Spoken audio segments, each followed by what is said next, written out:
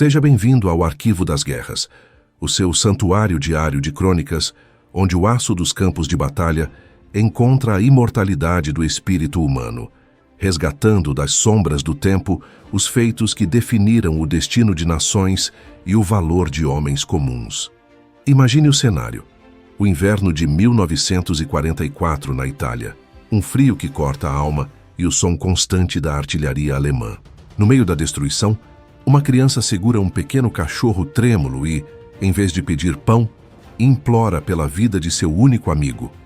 O que aconteceu a seguir desafiou as ordens militares e transformou um batalhão de combatentes em guardiões de uma vida inocente. Por 6 meses, a cobra fumou para proteger um animal. Prepare-se para descobrir como a humanidade brasileira venceu o horror da guerra em uma história que você jamais esquecerá. O ar nos Apeninos italianos naquele final de ano era uma mistura densa de fumaça de pólvora, o cheiro metálico da neve que estava prestes a cair e a umidade persistente que penetrava nos uniformes de brim dos soldados brasileiros. Para os homens da Força Expedicionária Brasileira, a FEB, a realidade da guerra na Europa, era um choque sensorial absoluto. Vindos de um país tropical, onde o sol era um companheiro constante, eles se viram lançados em um labirinto de montanhas rochosas, vilas de pedras semidestruídas e um frio que parecia querer congelar o próprio pensamento. A linha gótica, a barreira defensiva alemã que cortava a península, não era apenas um desafio tático, era um teste de resistência psicológica. Os pracinhas moviam-se com cautela por entre as ruínas, onde cada janela escura poderia esconder o brilho do cano de um rifle Mauser, ou a presença silenciosa de um observador nazista. Foi durante a ocupação de uma pequena aldeia, cujos telhados haviam sido arrancados por bombardeios recentes, que o destino de um batalhão inteiro cruzou o caminho de uma alma pequena e fragilizada. A vila estava em um silêncio sepulcral, interrompido apenas pelo vento, que uivava por entre as paredes de adobe e o som das botas dos soldados esmagando o gelo acumulado no chão. A população civil, reduzida a mulheres, idosos e crianças, vivia escondida em porões úmidos, temendo tanto os libertadores quanto os ocupantes que haviam acabado de recuar. Em uma das ruelas mais estreitas, uma patrulha brasileira parou diante de um menino que não deveria ter mais de 8 anos. Ele estava sentado sobre um monte de escombros, vestindo roupas que eram apenas trapos remendados, e seus olhos grandes e escuros carregavam uma profundidade de sofrimento que nenhuma criança deveria conhecer. Mas ele não estava sozinho. Nos seus braços, apertado contra o peito como se fosse o tesouro mais valioso do mundo, estava um pequeno cachorro, um vira-lata de pelos castanhos e orelhas caídas, que tremia tanto quanto o seu dono. Os alemães, em sua retirada ríspida, haviam adotado uma política cruel em muitas daquelas vilas: abater qualquer animal doméstico que pudesse denunciar a presença de tropas com latidos ou que pudesse servir de alimento para a população faminta. O menino vira os cães de seus vizinhos serem executados sem piedade, e o terror de que o mesmo acontecesse com o seu companheiro era a única coisa que ainda o mantinha alerta no meio do caos. Quando os soldados de pele morena e sotaque musical se aproximaram, o menino não pediu comida, não pediu agasalho e nem perguntou pelos pais desaparecidos. Ele simplesmente se ajoelhou na lama congelada e, em um italiano entrecortado por soluços, implorou para que não matassem o seu cachorro. Aquele pedido, desprovido de qualquer ambição que não fosse a preservação do afeto, atingiu o coração dos pracinhas como se fosse uma bala de grosso calibre. O soldado brasileiro que liderava a patrulha, um homem vindo do interior de Minas Gerais, sentiu o peso da farda tornar-se quase insuportável diante daquela cena. Ele baixou o seu fuzil M1 Garand e, ignorando a doutrina militar que exigia vigilância constante em zona de combate, ajoelhou-se diante do menino. Ele não falava italiano fluente, mas a linguagem da empatia é universal. Ele estendeu a mão, não para tomar o animal, mas para acariciar a cabeça da criança. Em português, com a voz carregada de uma ternura que a guerra tentava apagar, ele prometeu que ninguém tocaria no cachorro. Os outros soldados da patrulha aproximaram-se, formando um círculo protetor. Naquele momento, no meio de uma vila devastada pela ideologia do ódio, a cordialidade brasileira estabeleceu um novo código de conduta. O cachorro não seria apenas poupado, ele seria adotado. No entanto, manter um animal em um batalhão de infantaria em plena linha de frente era um desafio logístico e disciplinar imenso. As ordens do alto comando eram rígidas, nada de distrações, nada de ruídos desnecessários e, acima de tudo, nada que pudesse comprometer a segurança da unidade. Mas o sargento do batalhão, um homem endurecido por batalhas em Monte Castelo, ao ver o menino entregar o cachorro aos cuidados dos brasileiros como um último ato de confiança desesperada, decidiu que assumiria o risco. O menino precisava ser evacuado para uma zona de refugiados com a sua avó, mas o cachorro não poderia ir. O animal tornou-se o depósito de toda a humanidade que aqueles soldados sentiam que estavam perdendo no fronte. Eles deram ao cachorro o nome de Pracinha, e a partir daquele instante, o pequeno vira-lata italiano tornou-se o recruta mais incomum da história da FEB. Os primeiros dias foram de adaptação mútua. O cachorro, acostumado ao terror das explosões, inicialmente escondia-se sob os jipes e caminhões ao menor sinal de disparo de artilharia. Os soldados, por sua vez, começaram a dividir as suas próprias rações, as famosas marmitas, para garantir que o animal não passasse fome. Era uma cena surreal. Homens carregados de granadas e munição, com os rostos sujos de fuligem e fuligem, guardando pedaços de carne e biscoitos para um cachorro que circulava alegremente entre as tendas. Mas a proteção ao animal não era apenas uma questão de alimentação. O maior perigo vinha das inspeções dos oficiais superiores e da disciplina rigorosa exigida no teatro de operações. Se o animal latisse no momento errado, durante uma patrulha noturna ou um avanço silencioso, poderia custar a vida de dezenas de homens. A solução encontrada pelo batalhão foi um exemplo de engenhosidade e carinho. Os soldados começaram a treinar o cachorro. Eles ensinaram a ele que o silêncio era a regra de ouro. Surpreendentemente, o animal parecia compreender a gravidade da situação. Quando as luzes se apagavam e o toque de recolher era imposto, Pracinha deitava-se imóvel no meio do alojamento, sem emitir um único som. Ele aprendeu a identificar o som dos aviões alemães muito antes dos ouvidos humanos, dando sinais de alerta sutis, como um rosnar baixo ou um movimento de orelhas que servia de aviso antecipado para que os homens buscassem abrigo. O que começara como um fardo tático transformou-se em uma vantagem estratégica inesperada. O cachorro que o batalhão protegia passou, de certa forma, a proteger o batalhão. O inverno de 1945 trouxe o teste mais difícil para a sobrevivência do animal. As temperaturas caíram para níveis recordes e a neve cobriu as trilhas dos Apeninos. Os soldados brasileiros, sofrendo com o frio intenso que causava pé de trincheira e exaustão, nunca deixaram o cachorro desamparado. Eles improvisaram um pequeno agasalho para ele, feito de restos de mantas de lã militar e lona de tenda. À noite, o cachorro dormia alternadamente entre os pés dos soldados, servindo como uma fonte mútua de calor e conforto psicológico. Para aqueles homens, Pracinha era a conexão viva com a casa que haviam deixado para trás, o símbolo de que a vida ainda podia ser preservada em um mundo focado na morte. A existência do cachorro tornou-se um segredo compartilhado, um pacto de honra que unia desde o soldado mais jovem até os oficiais de baixa patente que fingiam não ver o animal durante as rondas.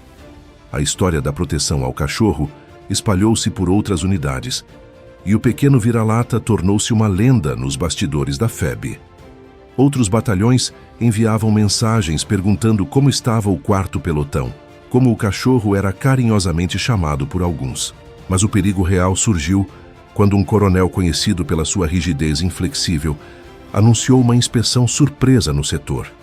O pânico instalou-se entre os 12 homens que tinham a responsabilidade direta pelo animal. Eles não podiam simplesmente expulsar o cachorro para a neve. Seria uma sentença de morte. A solução foi esconder Pracinha dentro de um caixote de munição vazio, forrado com panos, durante as 3 horas em que a inspeção durou. O silêncio do cachorro dentro daquela caixa Enquanto o oficial superior caminhava a poucos metros de distância, foi considerado por muitos como o maior ato de disciplina militar já visto na campanha da Itália. A guerra, no entanto, não dava tréguas. O batalhão foi mobilizado para o avanço em direção ao Vale do Pó, uma das fases mais sangrentas e rápidas da ofensiva aliada. O cachorro precisava acompanhar a unidade nos caminhões, escondido sob camuflagens e mochilas. Durante os deslocamentos sob fogo de artilharia, os pracinhas arriscavam a própria pele, para garantir que o animal não caísse dos veículos ou ficasse para trás no caos da movimentação. Em uma dessas manobras, um estilhaço de granada atingiu a tenda de suprimentos onde o cachorro estava abrigado. Um dos soldados brasileiros, sem hesitar, lançou-se sobre o animal para protegê-lo com o próprio corpo. Quando a fumaça baixou, ambos estavam ilesos, mas o evento serviu para consolidar ainda mais o vínculo inquebrável entre os homens e o cachorro. Eles não estavam apenas cumprindo a promessa feita a um menino italiano, eles estavam defendendo a sua própria integridade moral. O tempo passava, e os 6 meses de proteção ao animal tornaram-se o pilar do moral do batalhão. Enquanto os exércitos alemão e aliado se desgastavam em batalhas de atrito, os brasileiros mantinham uma vivacidade espiritual que intrigava os observadores estrangeiros. A presença de Pracinha humanizava o ambiente. Ele era o primeiro a receber os soldados que voltavam das patrulhas exaustas, balançando o rabo e oferecendo uma alegria despojada de interesses. O cachorro aprendeu a distinguir o som dos motores dos jipes brasileiros dos veículos alemães, tornando-se uma sentinela viva. A mística da cobra que fuma ganhara um mascote, que na sua simplicidade representava a maior vitória do Brasil na guerra: a preservação da capacidade de amar mesmo diante da barbárie. Mas a maior provação ainda estava por vir. Com a rendição definitiva das tropas alemãs na Itália, em maio de 1945, iniciou-se o processo de desmobilização e o retorno das tropas para o Brasil. O que aconteceria com o cachorro? As regras de transporte internacional e as normas sanitárias militares eram claras e proibitivas. Não se podia levar animais de estimação nos navios de transporte de tropas que cruzariam o Atlântico. O batalhão, que protegera o animal por meio ano através de invernos brutais e bombardeios constantes, viu-se diante de um dilema que partia o coração de cada pracinha. Eles haviam cumprido a promessa ao menino, mas a ideia de abandonar Pracinha, em uma Itália ainda devastada e faminta, parecia uma traição a tudo o que haviam defendido. O comando do batalhão, agora em um clima de paz tensa, começou a buscar soluções.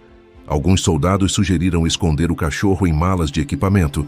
Outros pensaram em subornar os marinheiros dos navios mercantes. A tensão era visível. Eles haviam sobrevivido à guerra, mas sentiam que poderiam perder a sua maior conquista moral no momento do embarque. A lealdade que dedicaram ao animal durante 6 meses transformara-se em uma questão de honra nacional para aqueles homens. O destino de Pracinha tornou-se o assunto principal nas mesas de discussão da retaguarda. Eles lembravam-se do rosto do menino italiano e da promessa feita sob a neve. Aquele cachorro não era apenas um animal. Era o portador da memória de uma promessa que o Brasil fizera a uma criança italiana no momento mais sombrio da sua história. Os preparativos para a partida avançavam e o mistério sobre o que seria feito com o animal crescia. O cachorro parecia sentir a mudança no ar. Ele não corria mais com a mesma alegria. Permanecia sentado perto das mochilas prontas, observando cada movimento dos seus protetores com um olhar de uma melancolia profunda. Os pracinhas, por sua vez, evitavam o olhar do animal, sentindo o peso da despedida iminente. A história de como um batalhão inteiro se uniu para salvar um cachorro de um destino cruel na guerra estava prestes a atingir o seu clímax. O que aconteceu no dia do embarque no porto de Nápoles desafiou as leis e as autoridades, provando que a determinação de um grupo de brasileiros decididos a fazer o bem pode superar qualquer barreira burocrática. A trajetória de Pracinha desde aquela ruela gelada até os cais da Itália é um testemunho da alma do soldado brasileiro. Enquanto o mundo focava na contagem de baixas e na conquista de territórios, 12 homens, e depois um batalhão inteiro, focaram em manter viva a centelha de esperança de uma criança. A proteção ao cachorro por 6 meses não foi um ato de sentimentalismo vazio, mas um ato de resistência contra a desumanização que a guerra impõe. Cada dia que o cachorro passava seguro era uma vitória contra o niilismo e a crueldade. A cobra fumou, sim, e no meio da fumaça, ela protegeu um inocente de 4 patas que não entendia de política, mas entendia perfeitamente o significado de um pedaço de pão compartilhado e de um afago em meio à tempestade. À medida que o navio de transporte encostava no porto, os soldados brasileiros iniciaram a operação mais audaciosa e secreta da campanha. Eles sabiam que os olhos dos inspetores americanos estariam em toda parte. A bagagem seria revistada, os homens seriam contados. O segredo que fora mantido por 6 meses nas montanhas agora teria que ser mantido no coração da logística aliada. A pergunta que pairava no ar era: o Brasil conseguiria trazer para casa o símbolo da sua humanidade, ou a regra fria da guerra finalmente separaria os protetores do seu protegido? O desfecho desta história é um dos capítulos mais emocionantes e menos conhecidos da nossa participação no conflito mundial, revelando a audácia e o coração gigante dos nossos veteranos. Prepare-se para descobrir como o destino de Pracinha foi selado e como a promessa feita a uma criança italiana reverberou através das décadas, tornando-se um símbolo eterno da FEB. A jornada do pequeno cachorro estava longe de terminar, e o que o esperava do outro lado do oceano seria o coroamento de uma epopeia de afeto e bravura que começou com um simples pedido: não matem meu cachorro. O Arquivo das Guerras orgulha-se de narrar este feito, onde o maior troféu de guerra não foi uma arma capturada, mas a vida de um animal que ensinou a homens de aço o valor da ternura. O cais do porto de Nápoles, em meados de 1945, era um organismo vivo de metal, fumaça e uma ansiedade que beirava o insuportável. Milhares de soldados brasileiros, agora veteranos de uma das campanhas mais difíceis da Europa, aguardavam o momento de subir as rampas dos gigantescos navios de transporte americanos que os levariam de volta ao calor do Brasil. O ar estava impregnado com o cheiro de salitre, óleo diesel e o murmúrio constante de uma tropa que não via a hora de deixar para trás o fantasma da guerra. No entanto, para o grupo de soldados que carregavam um segredo de 4 patas, o porto era o campo de batalha mais perigoso que já haviam enfrentado. As ordens eram claras e vinham diretamente do comando militar aliado.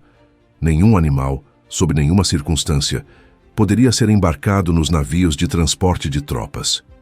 As inspeções eram rigorosas, conduzidas pela Polícia Militar Americana, que não tinha qualquer apego sentimental às histórias vividas nas montanhas. Para eles, um cachorro era apenas um risco sanitário e um problema logístico. O cachorro Pracinha, o pequeno vira-lata que sobrevivera a bombardeios e invernos glaciais, estava agora escondido dentro de uma grande caixa de madeira, originalmente destinada a carregar equipamentos de rádio danificados.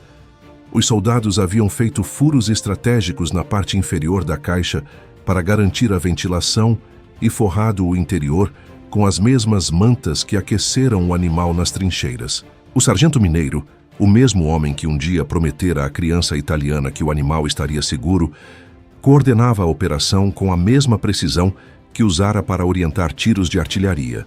O plano era audacioso. 4 homens carregariam a caixa como se fosse um fardo pesado de material oficial, passando pelos postos de controle no momento de maior confusão do embarque. A tensão era elétrica.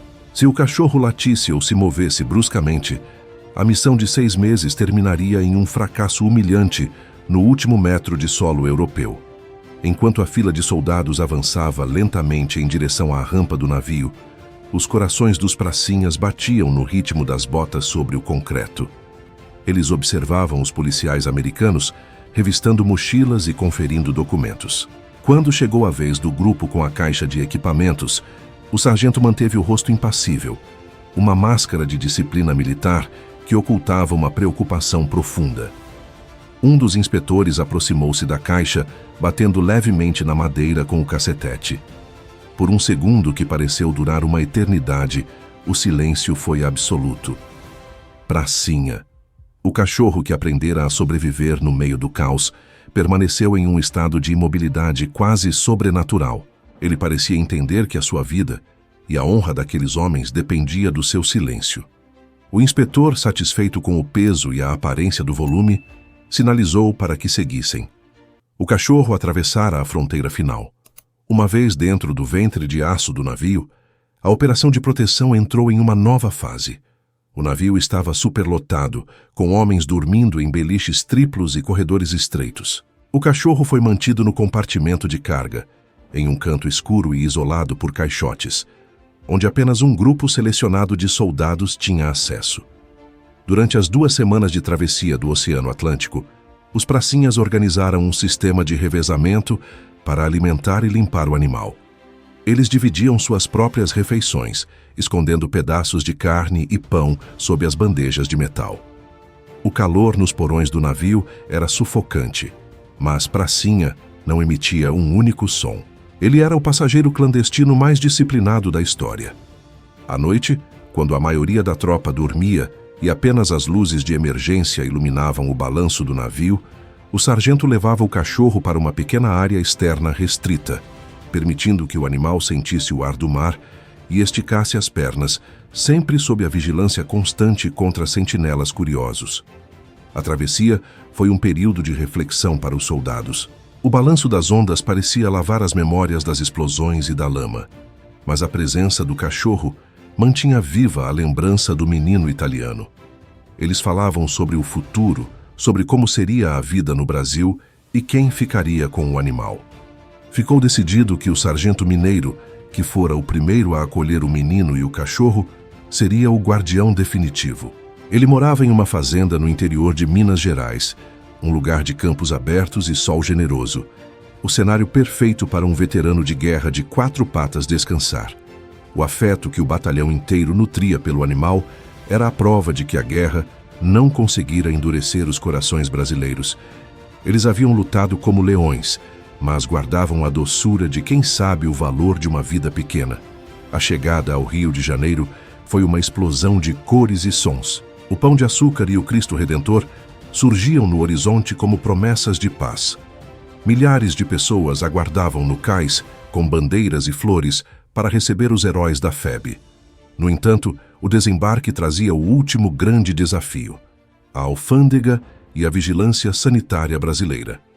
Se na Itália o problema eram os americanos, no Brasil, o risco era a burocracia nacional, que poderia colocar o animal em quarentena ou até ordenar o seu sacrifício por medo de doenças exóticas. Os soldados decidiram que o cachorro não sairia do navio em uma caixa, mas sim escondido, dentro de um saco de lona de marinheiro, carregado no ombro como se fosse roupa suja.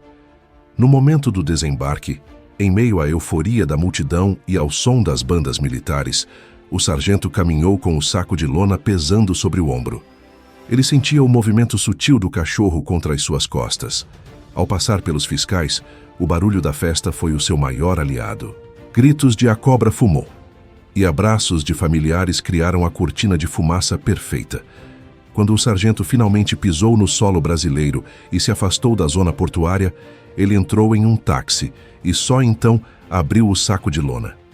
Pracinha colocou a cabeça para fora, sentindo pela primeira vez o cheiro da terra brasileira e o calor do sol tropical. O cachorro que imploraram para não matar estava agora em casa. A promessa feita a uma criança italiana, a milhares de quilômetros de distância, fora cumprida integralmente. A adaptação de Pracinha ao Brasil foi surpreendente. O cachorro, que vivera sob o cinza das ruínas e o branco da neve, parecia deslumbrado com o verde das montanhas mineiras. Ele tornou-se a sombra do sargento. Na fazenda, o animal que aprendera a identificar aviões inimigos agora usava os seus instintos para pastorear o gado e vigiar a propriedade. No entanto, as marcas da guerra permaneceram. Durante anos, sempre que um trovão mais forte ecoava pelas montanhas ou quando alguém soltava fogos de artifício em festas locais, o cachorro corria para se esconder sob a cama do sargento, revivendo por instantes o pavor dos bombardeios alemães.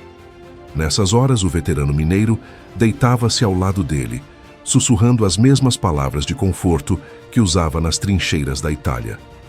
A história do cachorro do batalhão tornou-se uma lenda na região.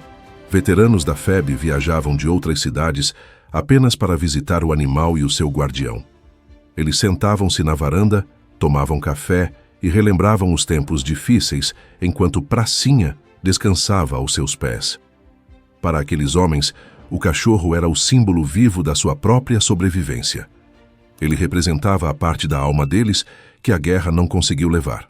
O vira-lata italiano viveu por muitos anos em solo brasileiro, cercado por um carinho que poucas criaturas experimentaram.